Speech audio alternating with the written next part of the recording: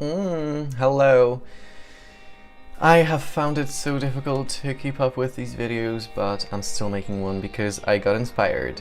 Today I got inspired by Kat Von D and one of her videos on this really simplistic look that I would describe as being way out of my, not really comfort zone. It is very easy to replicate and, you know, all of you at home can try it as well, but it's just very harsh and a lot, which is things that I don't do with makeup at all. I kind of enhance my natural features with my makeup rather than create new ones. So this is the look I'm talking about. Hopefully with my magical skills of computer video editing I can insert a picture, and yeah, I just thought it was a really fun look because it's something different, it's something quirky. I've been really getting inspired by Kat Von D beauty recently. It does only use 2 eyeshadows, which is super easy, and unfortunately I'll not be using the same products as Kat Von D is using in her video. Obviously she's using her own makeup line products, and while I do like Kat Von D, it is quite pricey for me, and I think I only own about 2 things from her line, and that's the Alchemist highlighting palette and a little highlighting pot called Thunderstruck. Right, so without any more talking, my name is Jakub and you are watching my makeup channel.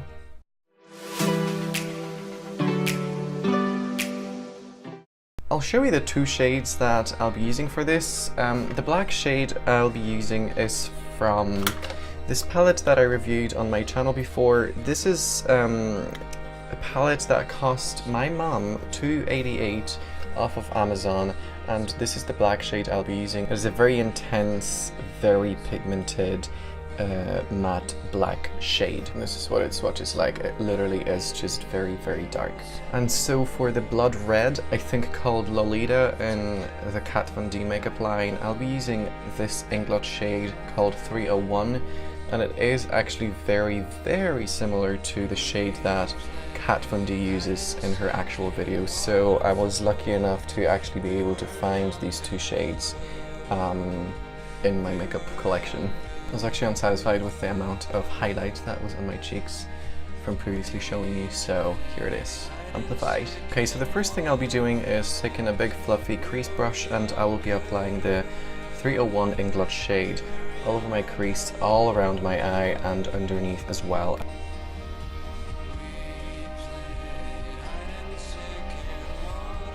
So this shouldn't take too long. I'm not worrying about the edges very much right now, but this is what's in my crease right now. I'm going to take a much smaller brush and go underneath my eye, and this is not going to be a typical kind of very thin smudged out line under the eye. It is going to be dragged down quite low below the lash line.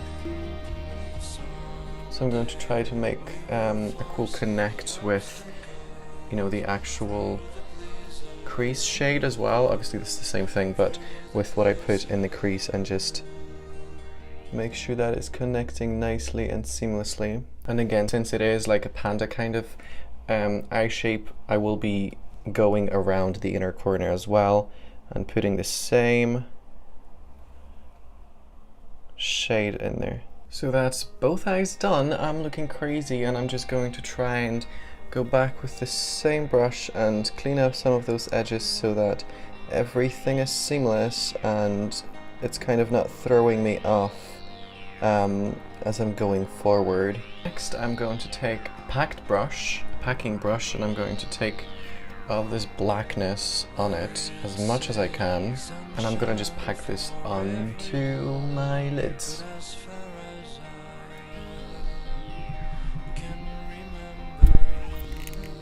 There's absolutely no point, obviously, worrying about the edges right now, since you'll be blending that with an actual blending brush. Right now I want the opacity and the darkness of this to match. One cool technique, it's not really a technique, it's just a thing I heard from, I think it was John McClane on YouTube, is whenever you're working on your eyelid or on your eye with something that will inevitably have some fallout. So right now I've been just packing this very dry eyeshadow, black eyeshadow on my eyelids. There's inevitably going to fall out.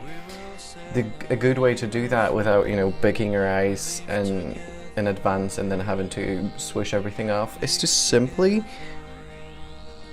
look down and nothing will fall on your under eye area. So now that I've applied enough of the black, I am going to go in with a flat fluffy brush and I'm gonna just smooth out the edges, and some of that black will also bleed into the crease, which is part of the look as well.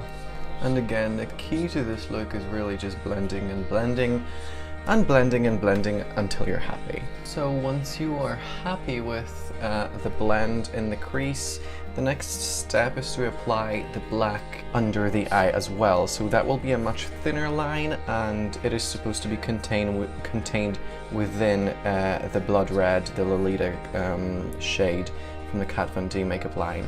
So I'm just going to take the same brush but really focus on that lash line so that it doesn't really bleed out anywhere outside of the red.